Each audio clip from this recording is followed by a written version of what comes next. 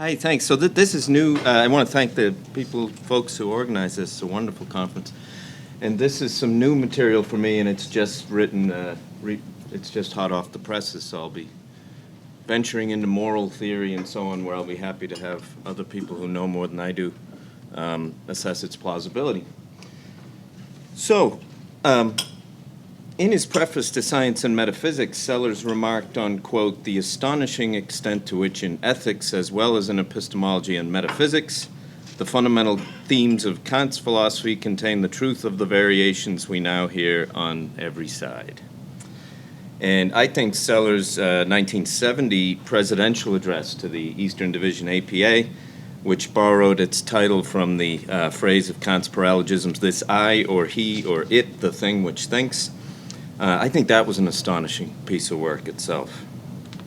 In its compact 25 pages, Sellers managed to sketch novel yet plausible reconstructions of central aspects of Kant's views on self-knowledge, on persons, freedom and morality, all along the way suggesting how all of those modified Kantian views could plausibly be rendered consistent with a naturalist ontology.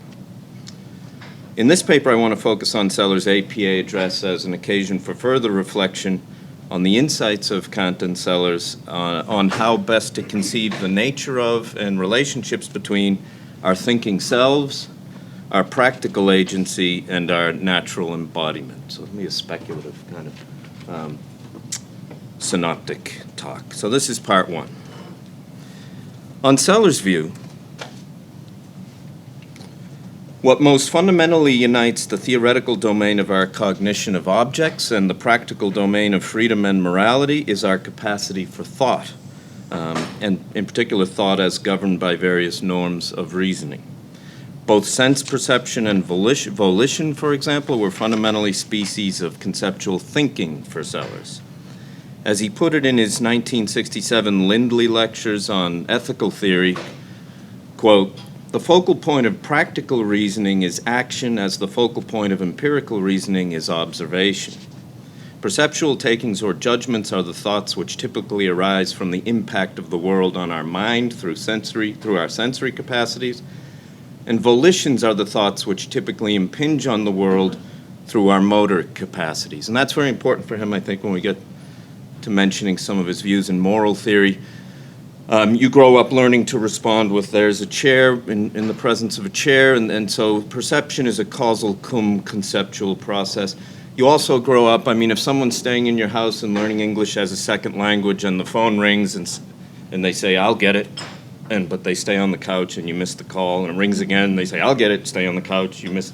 Then you say, look, when you say I'll do A, it's generally followed by the doing of A. So for Sellers, now we're going to see that intentions can be thought of as practical commitments, and volitions can be thought of as intentions or practical commitments to do something here and now, and hence as a special case of commitments to do something at some time or other. So intentions are thoughts that are, by their very nature, efficacious, causal. They lead to actions. And so they're, in a sense, motivating by their nature. And this will fund a kind of internalism for Sellers. Okay. Now, in the APA article, accordingly, Sellers focuses on the nature of our thinking across both the practical and theoretical domains, and the lead question of the article is the same as Kant's in the paralogisms. What is the nature of our thinking being, or as Sellers puts it, of an I or of this I, quote, meaning roughly whatever can be referred to by an appropriate tokening of I. He then proceeds to defend both Kant's epistemic account of the a priori unity of the I as a necessary condition for the possibility of experience, and also Kant's diagnosis of the fallacies involved in traditional metaphysical accounts of the nature of a thinking being as the subject of a putative rational psychology. So in this talk, I want to focus on some of the ways in which the Kant-Sellers view of the I think relates to these wider issues of freedom, morality, and nature, which I haven't said much about before elsewhere, that Sellers discusses in the rest of the APA article. And along the way, I'll argue for some slight modifications to the views of Kant and Sellers So that in the end, a sort of Kantian naturalist outlook is supposed to emerge as plausible, at least in broad strokes.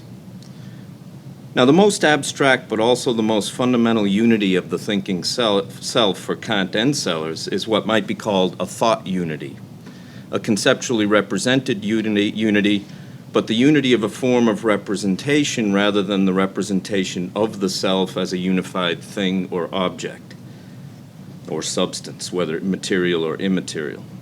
Kant's arguments for this are familiar but controversial. They start out, for example, with the distinction between manifolds or successions of thoughts or experiences taking place in a consciousness, in contrast with the thought or experience of such manifolds or successions as such in a judgment or a rule of inference.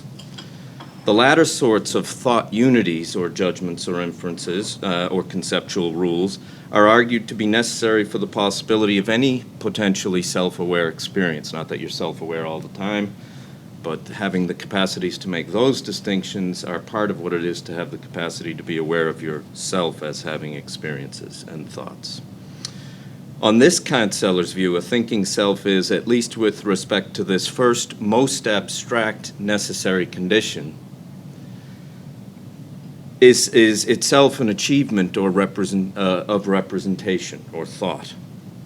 On this view, it just is in thinking in accordance with the rule-governed conceptual distinctions and experience-informed inferential patterns that implicitly distinguish a generally lawful world of objects from one's own perspectival experiences of them, that we thereby implicitly represent ourselves as experiencers of that world, at least in this most abstract necessary condition kind of way.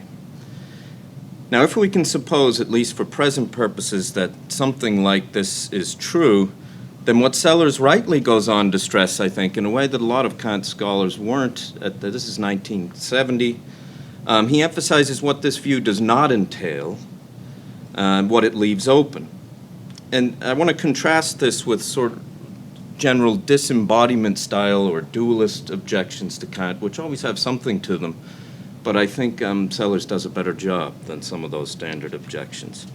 These objections occur both in the theoretical philosophy, the I think is disembodied and so on, and it occurs in practical philosophy as well with regard to the pure will. Okay.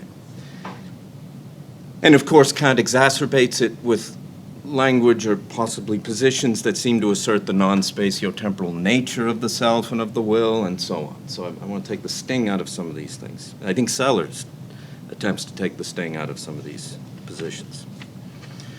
Okay. The present case of the nature of the thinking self is a particularly difficult one to sort out in this respect. Sellers begins by analyzing Kant's view of the I in the paralogisms as supporting three main claims.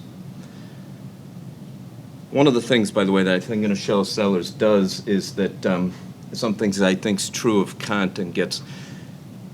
Bob Brandom does something in his book on the great dead philosophers about how you often have to read back later stuff to make sense of what occurs earlier in the works. And I think in Kant, his method is to articulate at the most abstract level certain necessary conditions, but then there are nested necessary conditions that have to do with the empirical and the embodied, with happiness and with your natural desires. And people, he writes these in other works and later, and you forget that the first things weren't supposed to be sufficient conditions for an abstract thing.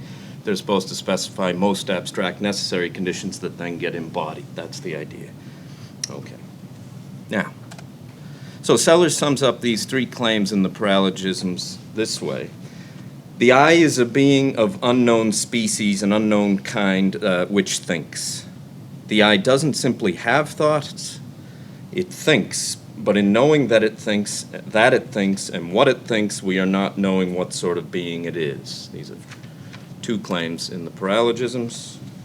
And thirdly, the I must have a nature, but what it is we cannot know, though we can know that it's not material substance.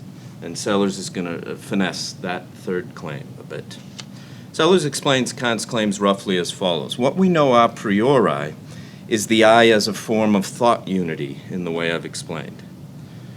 We cannot, by contrast, know a priori the nature of the I as a thing or object, that is, as the ultimate subject of our thoughts, in that sense of ultimate subject.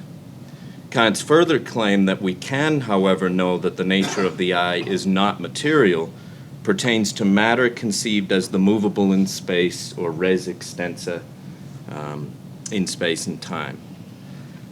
The ground of this further claim that we can know that the self is not material, Sellers says, is not because on Kant's view we have any positive, let alone adequate idea of mind as a sort of being. Rather, it's because our empirical knowledge of the self finds no space, so to speak, in the primary qualities of matter for our inner mental states as we're aware of them in introspective awareness or inner sense on Kant's view.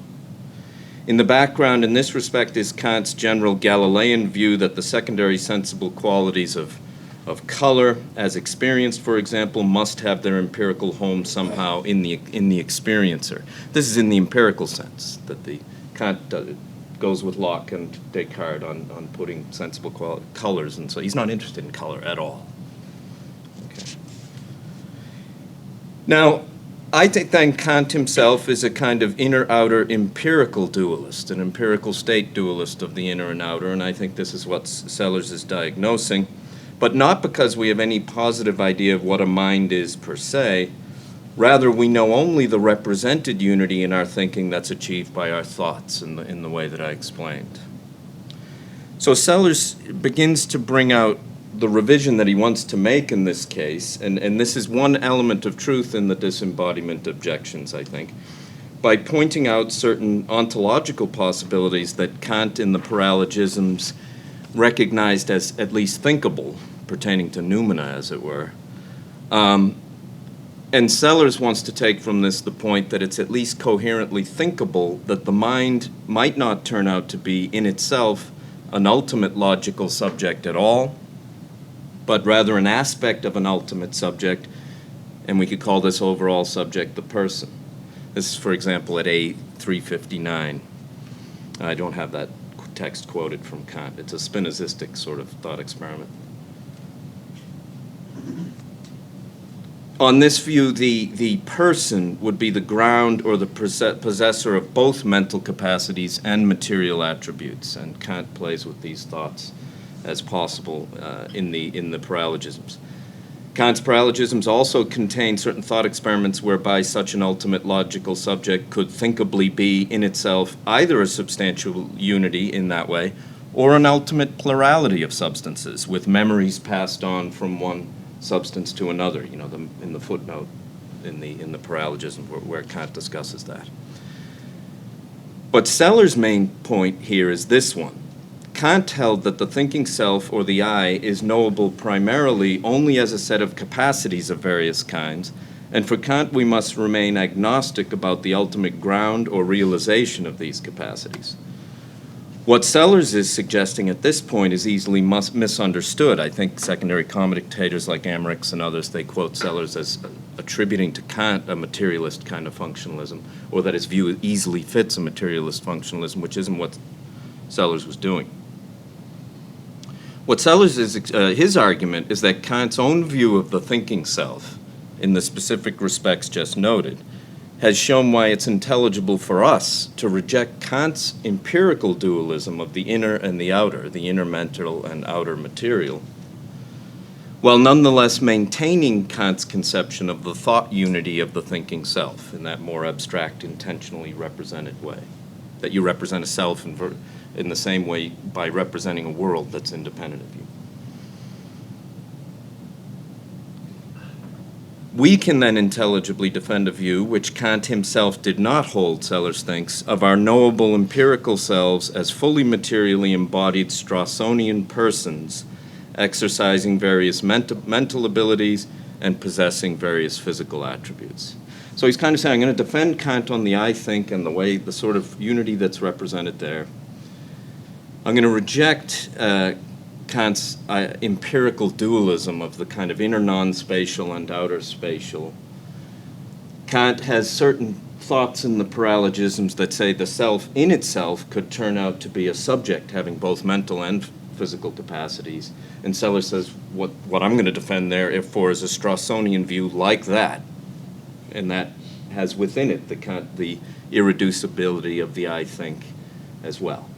So Sellers puts it this way: for what Kant has argued, this isn't a quote, as it is at least thinkable is that a logical subject which is necessarily not represented as an aspect of something more basic. That's the paralogisms. We do not represent ourselves as just an aspect of something more basic.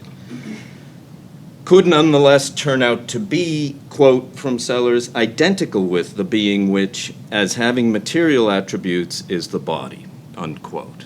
So you don't represent yourself as something material, but it could turn out that the same thing which is yourself is a fully material thing, the body, with mental capacities. Sellers' over-subtle dialectical qualifications in the APA paper seem to have led some commentators to think that Sellers was basically attributing a materialist functionalism to Kant, but he wasn't. He was saying with these slight modifications, we can embrace Kant's view of the I think and a Strawsonian view of persons and have a full materialist account of its embodiment. Okay, and I think that's interesting stuff. From this perspective, we can agree with Kant's famous argument in the refutation of idealism, while rejecting Kant's own empirical dualism. That is, That is, we can agree that the cognition of the temporal ordering of our own mental states, knowing your own inner mental states, depends upon a prior background involving the direct cognition of material objects, that you know the inner only in virtue of knowing the outer primarily. We can retain that view while rejecting this empirical dualism. But what Sellers notes now is that given Kant's view of the nature of the world of appearances in space and time, and here's the shift to a new topic, presumably even these reconstructed Strawsonian persons, just as much as Kant's own domain of inner sense, quote, would be appearances belonging to a deterministic natural order, unquote, from Sellers on Kant. For all of the states of the empirical self for Kant, both inner and outer, Sellers continues, quote, belong to a deterministic system of events, the core of which consists of material events occurring to interacting material substances, unquote. So he makes these first fancy moves that have the irreducible Kantian thinking self fully embodied. We've got everything we want, but he says there's still a problem, which is Kant's perspective is going to be that all mental events are nonetheless fully determined, which Kant says in the second critique. If you had sufficient insight into a mind, you could see that all thoughts are determined, Kant holds. And Sellers thinks the reason for this title, this I or think, or the he or this I or he or it, the thing which thinks, is that Kant is aware of this background of determinism and of the idea of a sort of automaton thinking thing, or a thing that could be thinking but wouldn't really be a person in not having freedom and practical agency. He thinks that's in the background of what Kant's wrestling with. Okay. So the problem of determinism thus provides Sellers' quiet segue into the second half of the APA paper on topics concerning freedom and morality. And what eventually becomes clear by the end of the paper is that Sellers takes Kant's reference to it, the thing which thinks, to be a hint that all of the preceding views about the irreducible yet materially embodied thinking self has not yet by itself given us the human person, properly speaking. Rather, by themselves, such theoretical considerations, considered so far, might conceivably only give us what Sellers calls, quote, an automaton spiritual, or spirituale, I don't know how you pronounce it, cogitans, a thinking mechanism, unquote. Quote from Sellers, what's haunting Kant in this cryptic passage, that is, this I or he or it, the thing which thinks, is the concept of an automaton spirituale, a mind which conceptualizes, but only in response to challenges from without, and in ways which, however varied, realize set dispositions, unquote. I think people, not only some interpreters, take Sellers to attribute materialist functionalism as easily fitted into Kant's view, which he doesn't. They also think he attributes this theoretical automaton view to Kant's theoretical philosophy, and then goes on to do other things. But I'm going to try to argue that's not what Kant's doing, that what Sellers is doing. He's not attributing to Kant the automaton view. And we have to see how it later gets embedded in the practical for Seller's reading of Kant. Okay. With regard to it, the thing which thinks, Sellers refers us to Kant's statement in his later Metaphysics of Morals that a thing is that to which nothing can be imputed. And if we ourselves, I followed up the reference, then we find that Kant precedes that statement of thinghood with this one. A person, quote from Kant, is a subject whose actions can be imputed to him. Moral personality is therefore nothing other than the freedom of a rational being under moral laws, whereas psychological personality is merely the ability to be conscious of one's identity in different conditions of one's existence, unquote. And in roughly the second half of this APA talk, then, we find Sellers wrestling with the question of how practical reason and intentional action, and hence freedom and morality, are related to our embodied personality as thinkers or thought unities. So here in the practical as well as in the, well, I've already mentioned that, so that's okay. Sellers is not suggesting, for example, that Kant himself did conceive the unity of thought in the theoretical domain in accordance with an automaton conception of theoretical thinking, one that is characterized by what Sellers calls the merely relative spontaneity. This is a central concept in Sellers' explication, but it can make it look like he's attributing that to Kant in places where he's not, I think. And which would then be sharply contrasted with the genuine spontaneity or autonomy of transcendental freedom. There's some truth in that distinction between moral autonomy and the sort of spontaneity we have in cognition of objects, but not when it's reified in a way that leads people to think Sellers holds that theoretical cognition is merely relatively spontaneous and is an automaton. That's what I think. Kant's method involves abstracting from embodied experiences and actions various formal principles of thought and freedom that are thereby revealed as having necessarily been operative within those embodied realities themselves, without this reflective distinction entailing any real disembodiment or non-spatial temporal thinghood per se, whether known or unknown. And then, of course, I have to wrestle with transcendental idealism and the self as it is in itself, but let's leave that aside for the moment. What Sellers saw more clearly than most Kant commentators, I believe, is that not only embodiment, but also a primacy accorded to practice and the practical and to purposiveness or purpose is implicit throughout the rarefied non-empirical atmosphere of each of Kant's three highly abstract critiques. On the theme of determinism, Sellers begins by commenting as follows on Kant's view of self-affection. That's the idea that in being aware of your own inner thoughts, you're as it were affected by yourself, and you know your inner self only as conceptualized, just like you know outer things only as conceptualized. I like to call that the inner and the outer are in the same boat for Kant, unlike the Cartesian tradition. So here's the quote. By Sellers, Kant grants that inner perception may be prepared for by an activity of searching. You're searching your own thoughts. Hume's when I look inside myself. A direction of intention in which the mind, of an attention in which the mind affects itself, just as perceptual response may occur in a context in which we are looking for something, seeking relevant observations, and so on. But why the direction of attention, and relevance to what?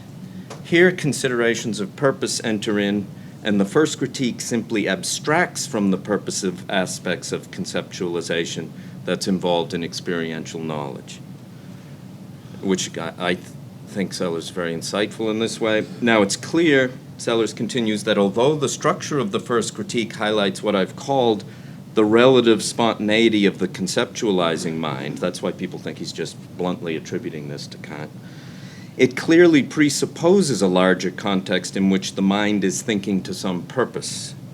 Thus, reference to reason in its practical aspect is implicit throughout the critique, the first critique, but only in the dialectic after the constructive argument is over does it become explicit.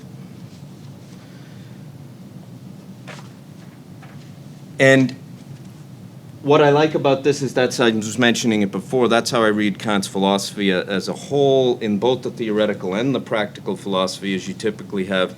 The Critique of Pure Reason gives you the most abstract principles. They get realized, though, as further necessary conditions in the metaphysical principles of science, also realized in the regulative maxims of purposiveness and so on. And I think that's a big deal. Kant's second analogy doesn't make any sense unless you see the regulative principles that nature has to have an empirical systematicity, there have to be uniformities, as a further necessary condition on the possibility of experience. Because the only way the second analogy concerning the general causal principle is realized is in empirical causal laws. And so the regulative maxims say there have to be some empirical causal laws or other. That's what makes it regulative, not constitutive. But that there have to exist such empirical causal laws is an a priori transcendental truth. It's a further necessary condition on the possibility of experience. People say Kant has no theory of empirical concepts or of empirical, there's another charge of dualism, but this is another case where I see that they haven't read back what needs to be read back into the, okay. Now, and this leads Paul Geyers and other people to see radical shifts in Kant's view in places where I don't think there are, and so on. So let me move on now to part 2. What does happen in the second half of Sellers' APA paper by way of making explicit the wider practical context that was left implicit in the above doctrines concerning our embodied conceptual thinking? We left off at the point where Sellers had noted that the states of the empirical self for Kant, both inner and outer, belong to a deterministic system. And here Sellers introduces his further modification of Kant's view concerning the empirical self. He suggests that Kant, like many other philosophers, implicitly assumes that if nature is indeed a deterministic system, it must follow from this that we're passively caused to be in whatever mental or physical states we are in. The picture, Sellers writes, quote, is that all natural objects are passive with respect to their states, so that if they cause other things to change, they do so because they have in their turn been caused by other things to be in the state by virtue of which they are causes, unquote. By contrast, Sellers contends, and he argues for this elsewhere in his view of freedom, the past is not something with respect to which we are passive. And this is so even on the assumption that we and everything else are thoroughly ensconced within a closed deterministic physical system. This idea reflects Sellers' own unique version, at least in this respect, of the familiar compatibilist contention, but people can correct me if I've got Sellers wrong on freedom and determinism, but he's got a version of the traditional compatibilist view at this level that only in certain kinds of relevant circumstances are we forced or compelled or caused. That the notion of a cause itself isn't just the notion of determinism, it's of a specific intervention or change or relevant type of obstruction. And that's what our freedom is contrasted with in this compatibilist sense.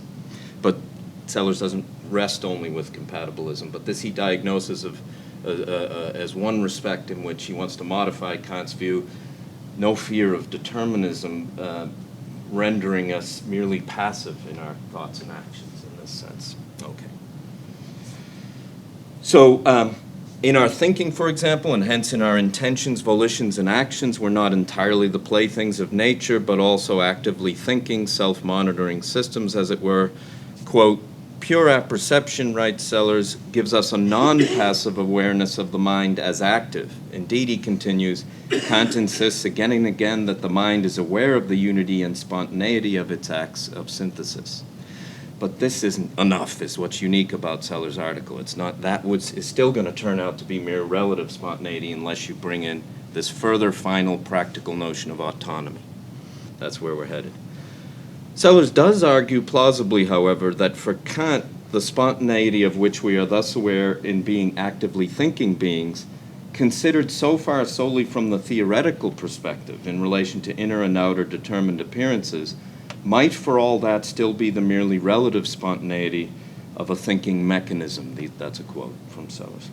Quote, a theoretical automaton spiritual, as Sellers puts it. He draws the familiar computer analogy at this point, and he suggests that in this sense, the mind spontaneously initiated logical searches in response to data, and given its own computational dispositions, would ultimately still be a form of passivity, so considered, quote, though not sheer passivity. That is, it would be complex, but it would still be not the sort of thing that would give us personhood in the sense that he's going to end up with.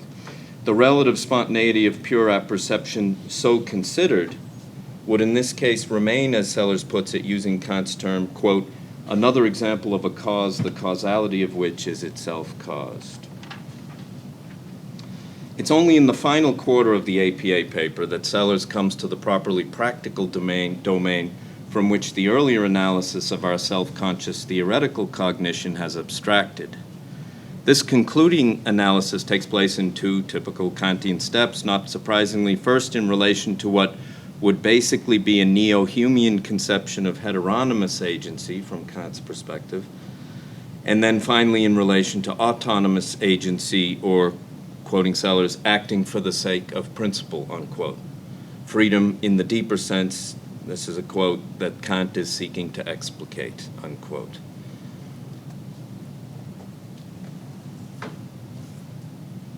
All right, so I already quoted that.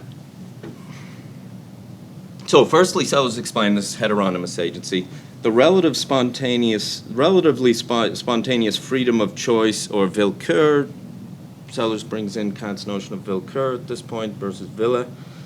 The relatively spontaneous freedom of choice, or Willkür, of, in this case, a heteronymous agent, would essentially involve the agents combining various intentions and purposes or desires with factual information in a procedure that would generate alternative, quote, alternative courses of action, one or other of which, ratified by the appetitive faculty, would become the decided or chosen course of action, unquote. Within this picture would be typically the traditional notion of a higher order practical premise of self-love or one's own happiness, to use the traditional outlook, reflecting the natural human desire or interest in promoting one's own happiness. Practical reason exclusively so conceived for Sellers, according to Sellers, would not have a principle that is peculiar or intrinsic to itself, as he puts it. Rather, our practical reason would serve in the above way the naturally implanted end of pursuing one's own happiness, for example, in relation to one's other, quote, particular desires and aversions. By contrast, secondly, Sellers sort of cuts quickly to the chase scene and just bluntly formulates his own version of the practical premise that would be intrinsic to practical reason, but elsewhere in Science and Metaphysics, Chapter 7, he's worked to spell this out more carefully. And he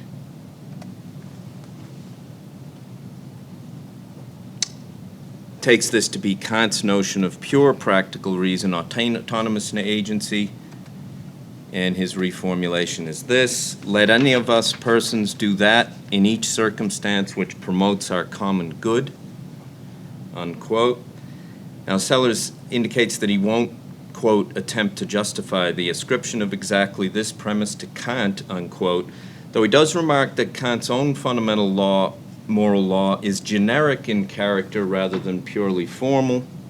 This is another respect in which Kant tries to combine Kant's moral theory with a kind of, with aspects of Humean and utilitarian views about happiness that in 1970 may have seemed absurd to try to combine Kant's view with those sort of views of the pursuit of happiness and the common good. But Kant's scholarship, although I don't work primarily in the moral theory, has tended to emphasize over the last 2 decades precisely that sort of thing, our sort of naturally embodied virtue, our, how the pursuit of happiness is crucial to Kant's moral theory, and so on.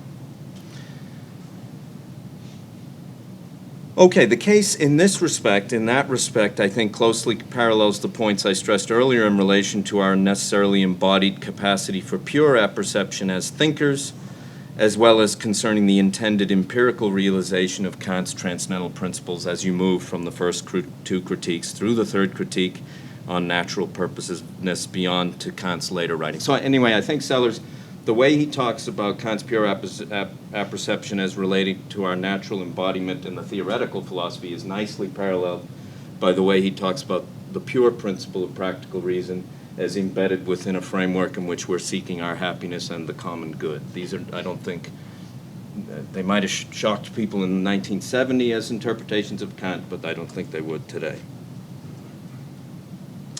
So in the presidential address, in my view, Sellers' remarkable unheralded achievement at that time was to have articulated the most fundamental abstract principles of the first two critiques in just 25 pages in a way that, against the tide of Kant interpretation, correctly situated Kant's account of both cognition and freedom in relation to their intended naturally embodied realizations. Now, I'm not going to launch into even if I could, an attempt to explicate Sellers' account of the moral law or of moral theory in general, but I'll say a few things. The moral point of view for Sellers consists most fundamentally in our capacity to have practically efficacious thoughts, the content of which, so practically efficacious in the sense I spelled out earlier, there are ultimately going to be certain forms of intention, the content of which, as generically expressed in the above principle, let any of us do this, is a shared intention or practical commitment that, crudely put, any of us persons act in ways that promote our common good.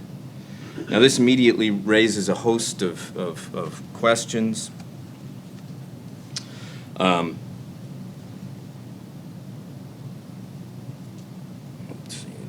It raises a host of questions concerning, firstly, the specification of the relevant we or community of persons.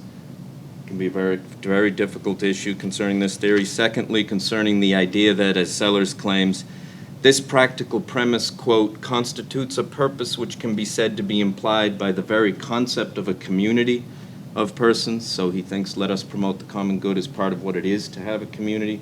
Interesting idea, but it takes some more work to defend that.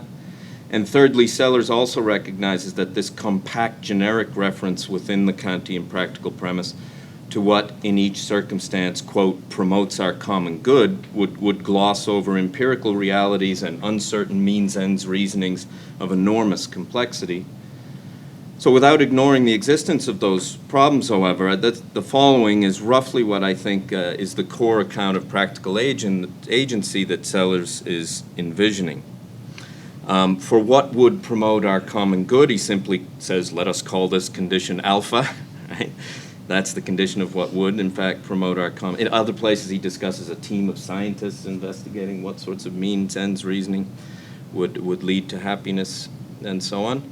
Let any of us persons do that which satisfies condition alpha. From that premise, along with relevant information, practical reasoning would derive from particular volitional conclusion, let me now do A. Let any of us do alpha as promoting our common good, so let me now do A. That's the attention as promoting the common good. Importantly, however, that I actually do A, Sellers points out, assumes not simply that I understand that implication, let any of us do alpha, so let me now do A, but also that I actually affirm the antecedent of that, let any of us do that which promotes our common good. And what Sellers has in mind here is that typically there'll be a conflicting premise of self-love or of benevolence or whatever the case may be in relation to human interests. And in cool hours, Sellers puts it, that's referring to Joseph Butler and also W.D. Falk probably, and I'm interested when I go to Pittsburgh this week to look at the archives, because Sellers does a folder on W.D. Falk apparently, and so I wonder what that has, since I'm interested in Falk and had studied with him. So in cool hours, we'll be confronted with two different thoughts, both of them practically efficacious, motivating thoughts, but which one you affirm in the circumstances isn't just given by your having these thoughts available to you. One of them is, let me now do A because let any of us do actions satisfying alpha, what promotes our common good, although this implies not promoting my happiness by doing B. Okay, that's to affirm the answer that this would be acting autonomously from the moral point of view, according to Sellers, i.e. choosing to do something for the reason that it's implied by the moral law. quote from Sellers. That is, as being what I ought to do. But that, in cool hours, will also be contemplating, let me now do B, because let me now promote my happiness, although this implies my not doing A, which is subsumable under the principle, let any of us do actions satisfying alpha. This is to choose Willkür from the personal point of view, whether from self-love, as here, or from sympathy, or from whatever particular feeling or interest.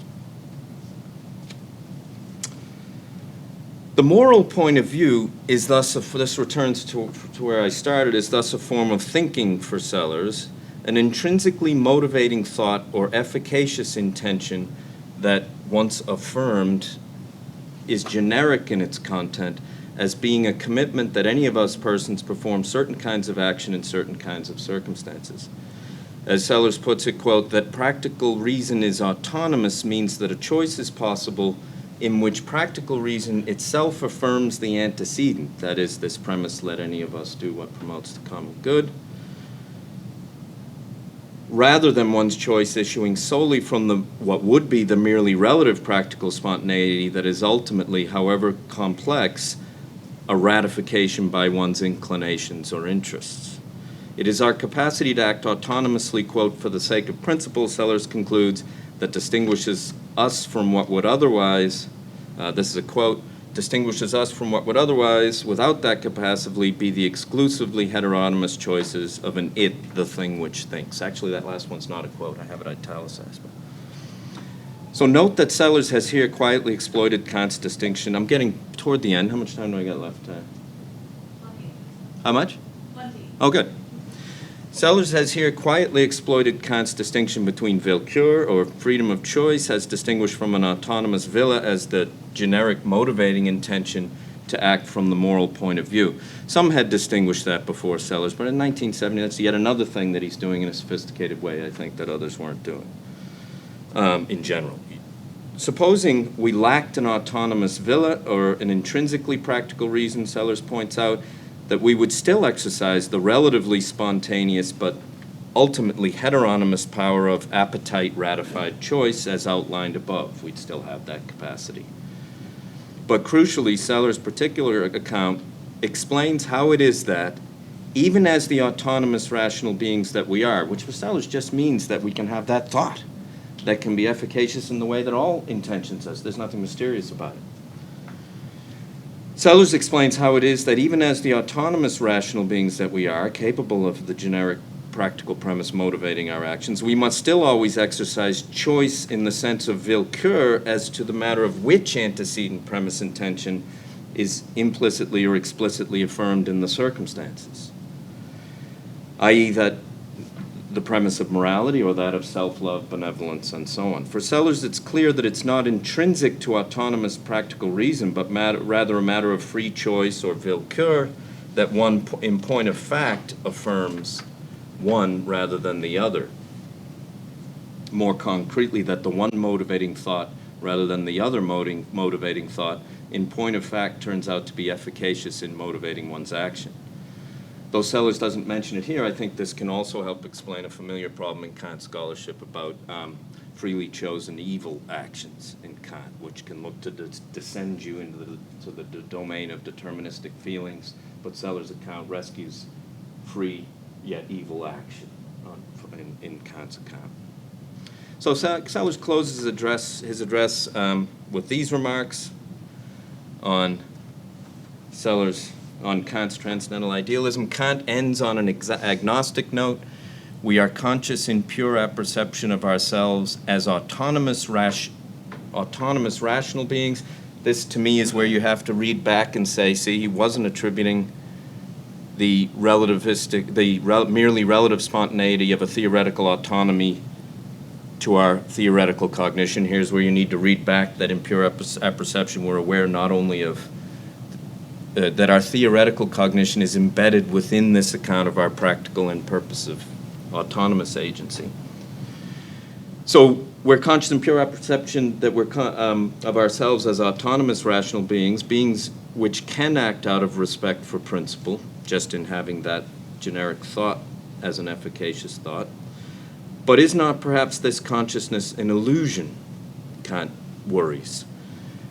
Kant claims to know, Sellers continues, on philosophical grounds that as objects of empirical knowledge we are not autonomous beings.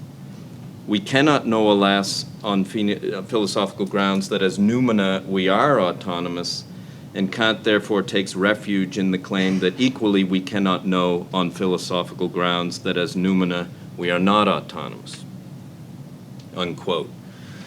So I'll just close with a couple of comments on some of these difficult issues. First, I want to just make that point about, and I won't make it again, that the practical context of genuinely autonomous reason is to be read back into the earlier stuff in the article about the theoretical cognition.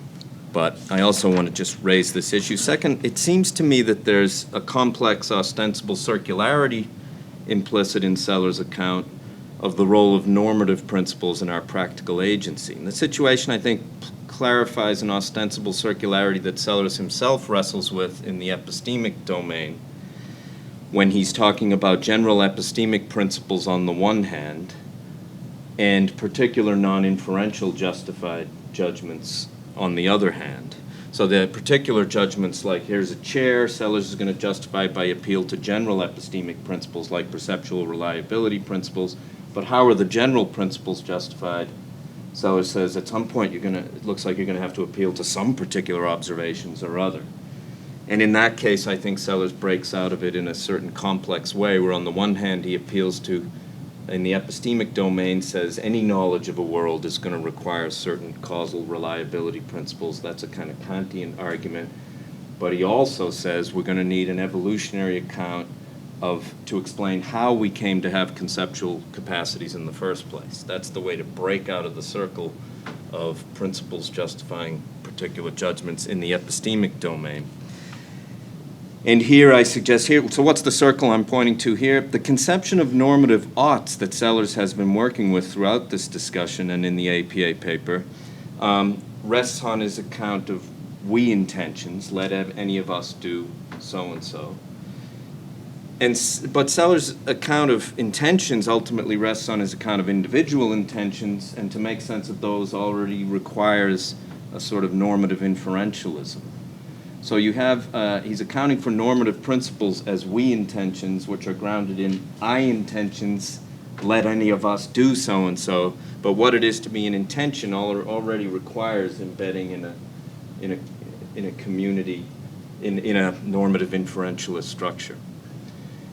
And what I just suggest here is if that is a problem, that circularity, of course the same thing is going to have to be the case as in the epistemic domain. Ultimately we're going to need some kind of explanation of how we came to be beings that could have intentions, that is, have conceptual capacities. And this the quote from More on Givenness and Explanatory Framework of the question, how did we get into the epistemic framework, or how did we come to possess these conceptual capacities, has a causal answer, a special application of evolutionary theory to the emergence of beings capable of conceptually representing the world and therefore having intentions, and so on, and then we can give our account. But this isn't Sellers' job as a philosopher. He doesn't think to account for how we came to have linguistic conceptual capacities in the first place. Now, I will end, actually, there's one more thing I want to just say briefly to tie up. I mean, one final question then is whether the account of freedom and autonomy that Sellers has offered in the second half of the APA paper, has that introduced any conceptions of our agency that should be thought of as mysterious from a naturalistic perspective or a scientific perspective? Has Kant's conception of autonomy added anything from Sellers' reading that is somehow mysteriously beyond our evolved conceptual capacities for perception, inference, and volition that we are now sort of happily assuming ourselves to possess? Well, I think we've seen that intentions and volitions for Sellers are practically efficacious thoughts, that ceteris paribus give rise to the corresponding actions so conceived, and in that sense such intentions are intrinsically or internally motivating. A genuinely autonomous villa or pure practical reason, in particular on Sellers' reading, concerns our capacity to be motivated to action by a thought, the generic content of which, from the moral point of view, is not specifically about any of our particular ends or interests in particular. Such a practically efficacious thought, or pure idea of reason, if you will, is characterized by Kant as atemporal or supersensible in part. I'm not saying we can make Kant totally clean in all these respects or something that we can accept, but part of the reason he says it's atemporal or supersensible is because the content of that generic thought is non-empirical in the sense of being disinterested. And so it has no dependence on nothing. It's not about anything that has to do with temporal causal processes in itself. And also because in deliberating and acting from a motive, from that motive or point of view, I must practically presuppose, as Kant puts it, that my own generic thought or idea of reason is the sufficient cause of my action. But I don't see that there needs to be anything mysterious about that from our perspective. Kant thinks that experience, in fact, shows that we do have the capacity to act both in conformity to, it can't explain it, but it can show that we have the capacity to act both in conformity to and in opposition to such a principle or motivating thought. And Kant contends that this is sufficient to assert our freedom without our being able to prove its metaphysical reality. And what the critique of speculative object metaphysics shows by Kant, I think, his critique of traditional metaphysics, is that the capacity for such an autonomously motivating thought or idea is not ruled out by anything we could ever come to know about nature scientifically. And that's and this is what Sellers above called Kant's agnostic note, that at least, quote, we cannot know on philosophical grounds that as noumena, so to speak, we're not autonomous, unquote. And there are ways of reading Kant's transcendental idealism. I do some of it in my book on Kant that don't read things in themselves in ways that require commitments beyond a kind of radical turn toward the practical, which is what Kant intended the whole book to do in the first place.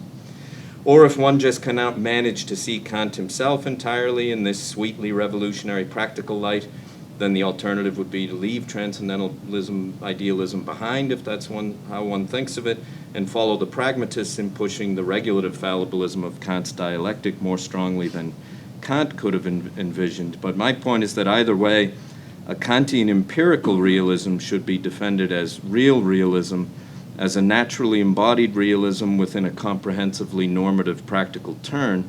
And that Kantian naturalist vision, I think, was the central message that Sellers intended his audience to take away in the 1970 address. Thanks. Jim, thank you very much. That was actually hugely enlightening to me. So thank you for that. I'm going to ask a question that isn't to the central points that you were making concerning Sellers' interpretations of Kant, and I want to ask a question that's more came up on the one slide. It's the circularity point, and it's the circularity point that I think has been bothering a lot of us in reading Sellers, and maybe try to get some resolution to this. So it seemed to be, here's the circularity point. We need, in order to have intentions at all, we need to be part of this community. People that already have we intentions, but how does the community get up and running? It seems like a conceptual circularity. And the answer that you had Sellers providing was, oh, well, look, we could tell a really neat causal story in evolutionary biological terms that gets us to, oh, here is how creatures like this emerge. And to me, that seemed not an answer, or not a responsive answer to the point, because I thought that the circularity point was a worry to the effect that any empirical causal evolutionary story cannot be told if the end point of that story has to be a community that it seemed like the circularity point was that any way of telling a causal story is going to not be adequate.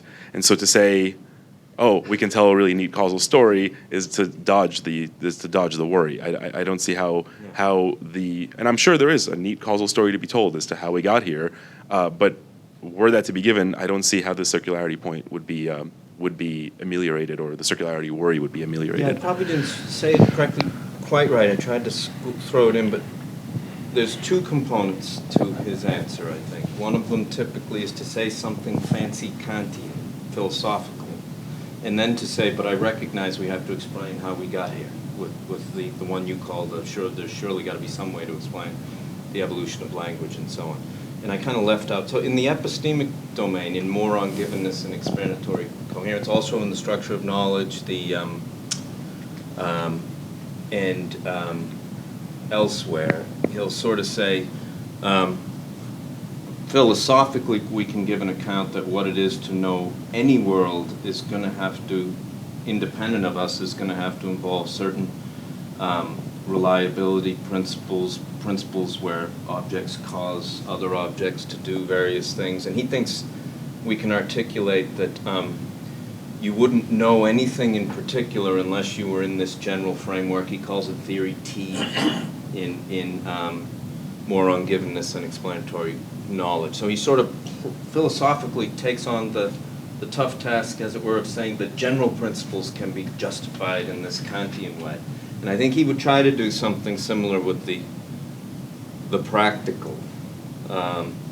Although that might be where things get difficult. That might be the part I haven't talked about, where Sellers tries to say, how do we show that there have to be these normative principles for any rational being? And he talks about Peirce's valiant effort to show any knowing being any being that has knowledge has to have certain normative principles at work. But so, although I think it would probably be something more about pointing to what he said about autonomy, that says if we're going to be the sort of agents that are responsible for what we do, then this is the kind of efficacious thinking we have to be able to do.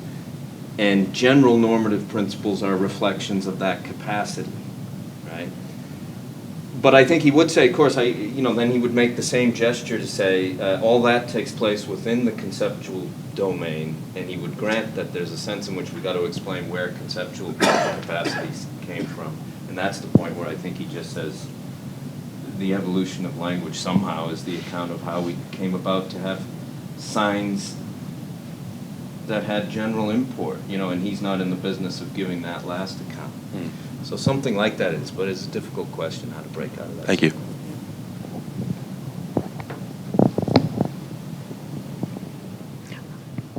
Mark. Jim, thanks for the paper. I don't know Sellers well. One of the things that struck me in your account of his sort of reconstruction of the Kantian practical philosophy, and in particular the idea of oughts as intentions, was the distance that seems to be between that and the kind of necessitation that's involved, that I think of as associated with Kantian ought in practice, and the notion of duty and so forth.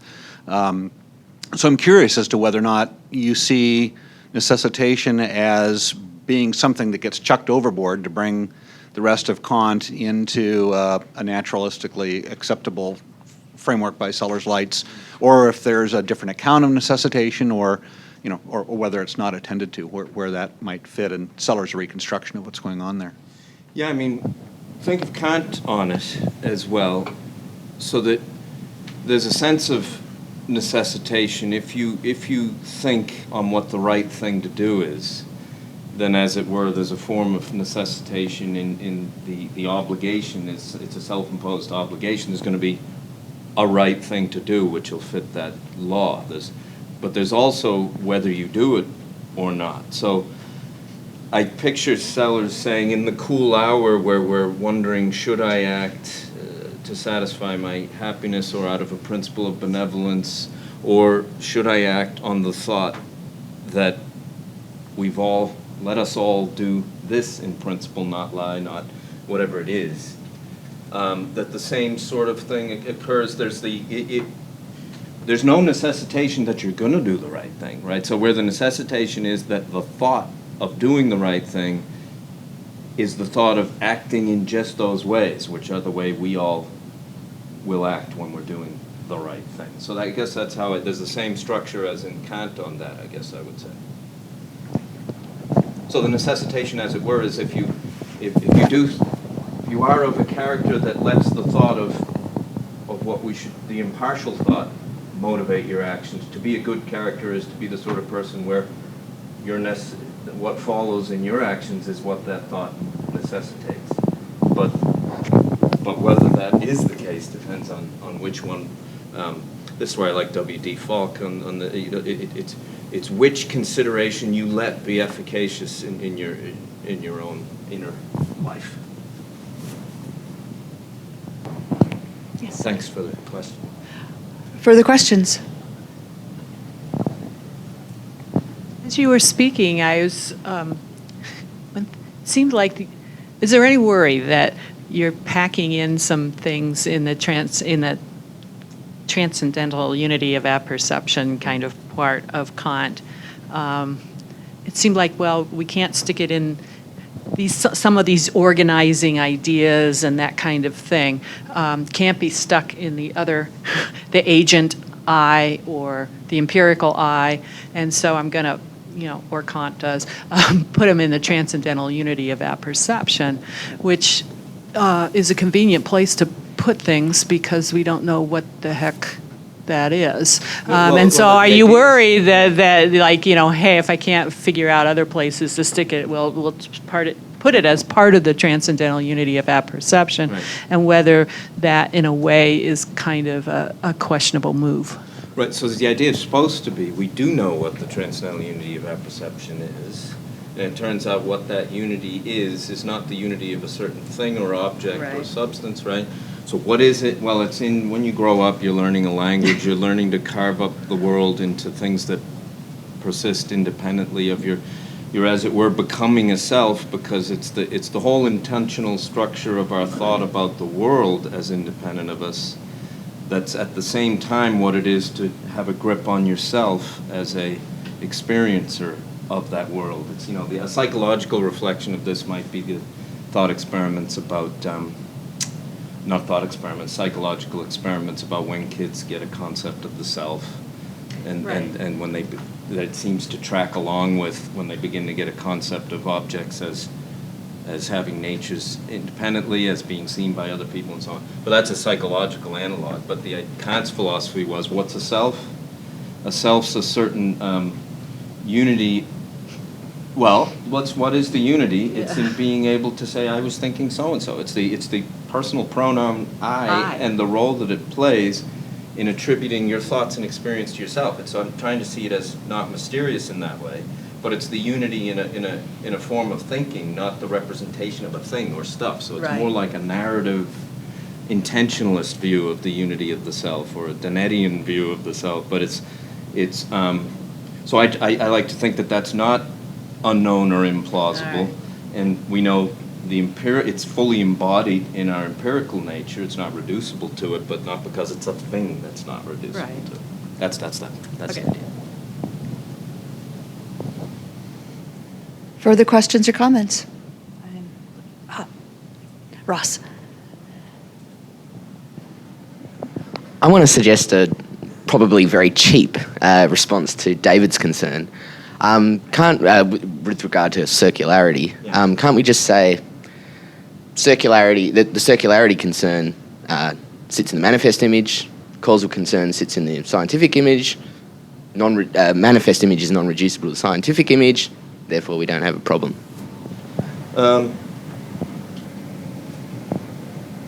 I'm thinking I wouldn't think of it that way, because I think of the scientific image as integrated with, where he says, look, the manifest image doesn't get overwhelmed by the scientific image. And so how doesn't it get overwhelmed? It's because all these normative principles, persons, if you're going to have concepts, you've got normative principles. The whole shebang is there in this supposed idealized scientific image as well. It's just that the object ontology, Sellers has his relocation argument and his scientific advancement arguments that he thinks the objects have to be radically reconceived. But I think it's a mistake to think that all of the things I've been saying, I think Sellers envisioned them as fully in play in what he called the ideal synoptic vision.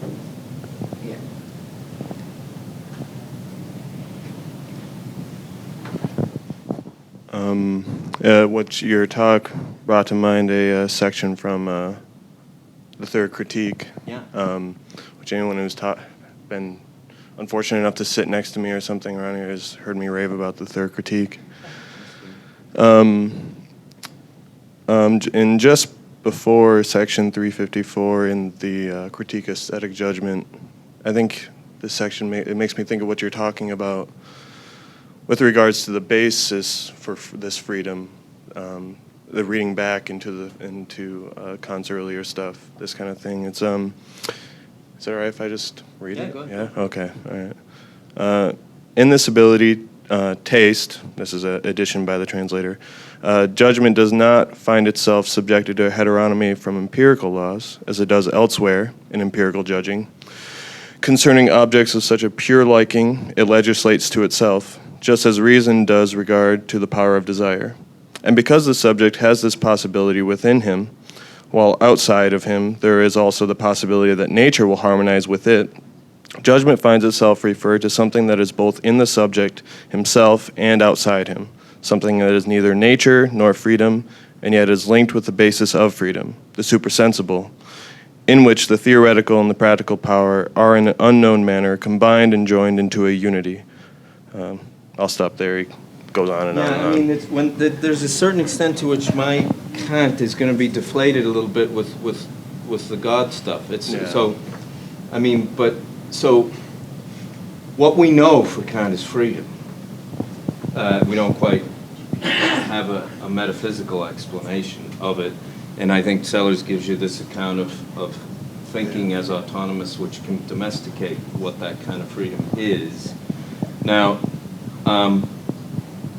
so I think the third critique, then, in the introductions to the third critique, says, you've argued that we've got all these categories that have to be applied. How are they applied? And it turns out they're only applied if there are empirical laws and natural uniformities of various kinds, but you can't legislate a priori which ones you're going to discover. But you're warranted in thinking of nature as open to the discovery of empirical. You have to think of nature that way in general. It's as if in the philosophy of science where you have principles of some background principles of simplicity, of more loose investigative principles. Those things are objectively valid, I think, for Kant.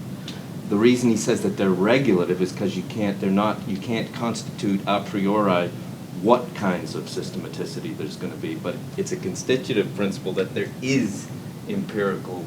Well, now what God sums up is nature as maximally purposive. That's different from what I think Kant actually thinks you can show in one sense, is that nature must be at least minimally purposive if we're to have knowledge of it. And then reason kicks in to want a maximal representation of that. But it's not like you can prove that there's a maximal systematicity. But when you have that idea, you start thinking of nature as intelligible in the way it presents itself to us contingently, then he thinks aesthetics can fall into line with that. That is, nature seems like as if it was made for us to know it in its contingent empirical systematicity.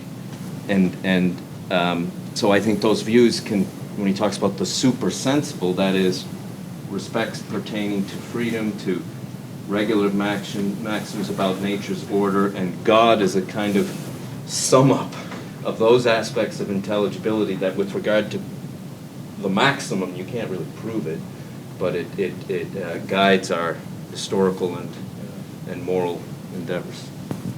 Yeah, okay. I am curious something, because yeah, of course, the God problem. God hooks all this together for him. Without it, it doesn't really make much. Purposiveness doesn't make much sense. Well, be careful because Kant doesn't explain nature's purposiveness in terms of God, right? You get that nature is intrinsically purposive. In fact, he explicitly rejects the purposes of nature being explained by God. Yeah. He thinks even Aquinas rejected that.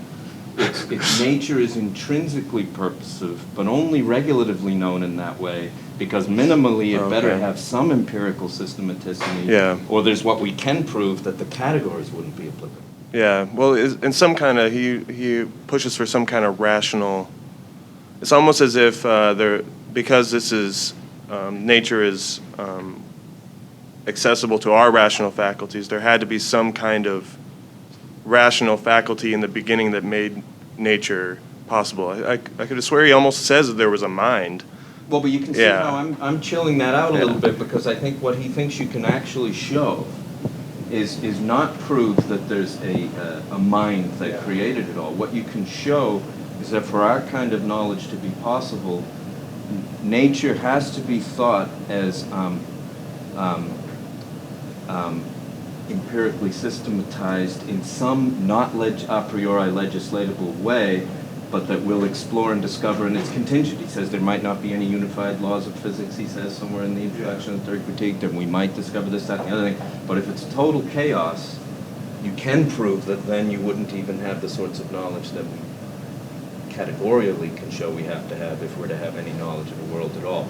And so I think when you bring in freedom's ideas, Kant does think he can give this proof of, the postulate of God's existence as making justice work out. But, whether he even himself believes that bad argument. I think we'll leave it with Kant's bad arguments. And thank you very much.